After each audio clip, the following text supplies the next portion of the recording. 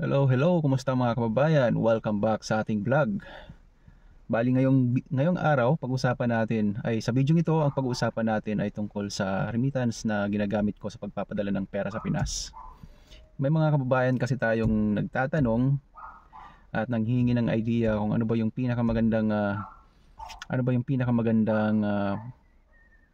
paraan or pinakamagandang way para makapag-send sa pagsisend ng pera from Poland to Philippines. So yan po ang ating pag-uusapan sa video ito.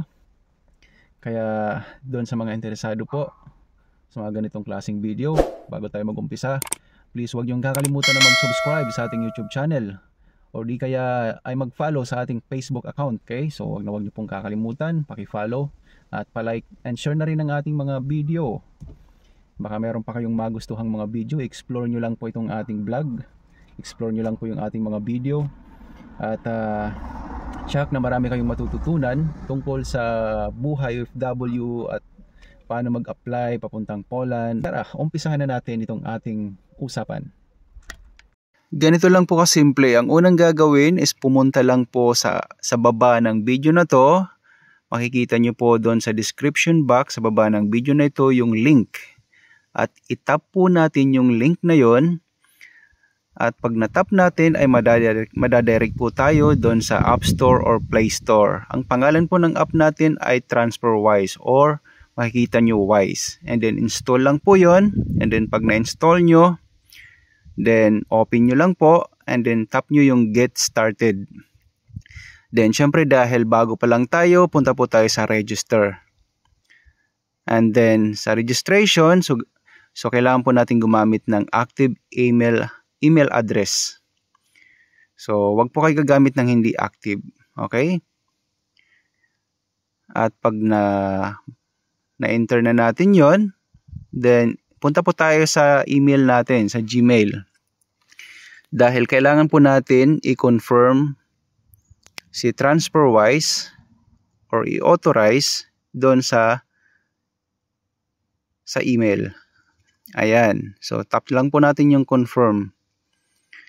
And then, accept po natin yung sa cookies na yan. Then, okay na siya. At ngayon, pagkatapos niyan, babalik po tayo doon sa application ni TransferWise. Then, piliin nyo po yung personal account. Kasi for personal use lang naman po. And then, country of region, Poland. Dahil nandito po tayo sa Poland. Okay, search lang natin Poland para mabilis makita. Then next. And then kailangan din po natin ng active mobile number. Yung gamit po nating mobile number dito sa Poland dahil dito po tayo ngayon. So yan, pag okay na yung mobile number, mag-send po yan ng code at i-enter nyo lang po dyan. And pag okay na po, gagawa po tayo ng password, personal password. Yung madaling maalala at saka hindi madaling ma-access para safe.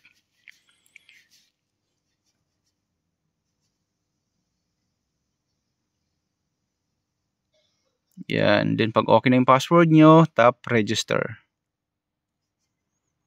Then ayan, registered na po tayo. Then next na naman po, continue, then accept. I-accept lang po natin yan. Then continue and then set up biometrics. So ito po ginagamit natin para madali po makapag-login sa app. Para hindi na gumamit ng mga password. So fingerprint nyo na lang po ang gagamitin. Then tap, got it.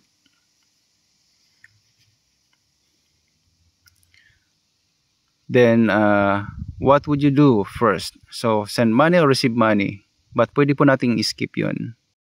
Tap lang po natin yung manual bank transfer. And then, select lang po tayo ng isa dyan kung anong purpose ng pag-open natin ng account. Then, document type, gamitin natin passport.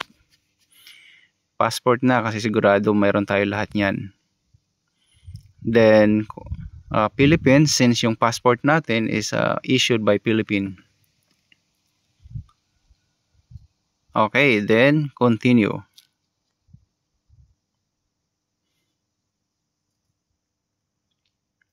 Then, ngayon naman, i-verify natin yung ating identity. So, kasama po yan for verification for safety purposes. And then, gagawin nyo lang is, pipicturean nyo lang po yung inyong passport bio page. Kailangan malinaw para ma-accept ka agad. So, yun. Pag okay na, click submit. Click nyo lang yung submit. Pag okay na. And ngayon naman ay magsi-selfie tayo. So magsi-selfie tayo. I-follow nyo lang instruction pag nag-selfie. Madali lang naman yun. And then tap. Country. Again, Philippines. Then continue. And then how much money do you expect to move tuition and transfer wise? So kayo nang bahala dyan kung sa tingin nyo magkano yung may papadala nyo sa loob ng 1 taon. Example, ganon. So, pwede po yan. Then, what's your main source of income? So, of course, from salary. Then, tap continue. And, yan. Salary is your only income.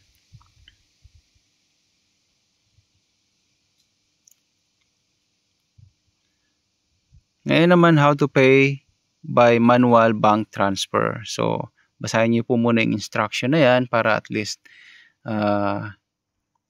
alam niyo na yung gagawin bago kayo mag-start ng manual bank transfer. Okay. So, pag nag-start kayo, makikita niyo po yung mga details na yan at yan po yung account number na gagamitin niyo para sa manual bank transfer. Kakailanganin niyo po yan later. At punta na tayo sa bank account natin. Sa online bank natin. Ngayon, so, itatry natin mag-send, no? So, i-required po yan ni bank yung account number. So, kailangan nating i-copy yung account number ni TransferWise. Kasi doon po natin ipapadala sa app nila. And then yan, paste lang natin doon sa pay account number. And next ay i-enter naman natin yung amount na isi-send natin. At dahil sample pa lang to, so huwag muna tayo mag-send ng malaki. 10 zloty lang muna. At pag okay na yan, then huwag nyo rin pong kalimutan i-copy-paste itong referral code para mas madaling ma-identify ni bank yung pagsisendan yung account. Copy and then paste lang po ulit doon sa bank, online bank nyo dahil magsisend kayo ng pera papuntang TransferWise. Delete nyo lang yung transfer, then i-paste nyo yung kinapi nyo kanina. Okay. At piliin natin yung standard kung magsisend kayo ng pera para free lang din po siya, wala siyang charge. Then pag okay na, next. Tap nyo lang yung next. Then send. At yung pera ay marireceive nyo kinabukasan. At yun nga, kinabukasan, so check ulit natin yung ating bank account, yung online bank account, si TransferWise. Then pumasok na nga yung sinend natin na 10 zloty. At ngayon naman ituturo ko paano mag-send papuntang Pinas. So ganito lang ang gagawin. So mag-add muna kayo ng recipient kung wala pa kayong recipient. Tap nyo lang si add recipient, then select their currency, halimbawa peso, and then check nyo yung, itap nyo yung someone else or kung sarili nyong account, personal account. And then dito ilalagay natin yung full name ng pagsisendan natin. And then yung bank account niya, ano bang gamit niya, example Union Bank. And then account number, syempre lagyan natin yung account number. At pag okay na, at saka yung city din pala, required po yan. So like for example sa Manila, Pag okay na, confirm. At madadirect po kayo doon sa page na to. Then, kung magkano yung isi-send nyo, lagay nyo lang dyan. Then makikita nyo yung currency.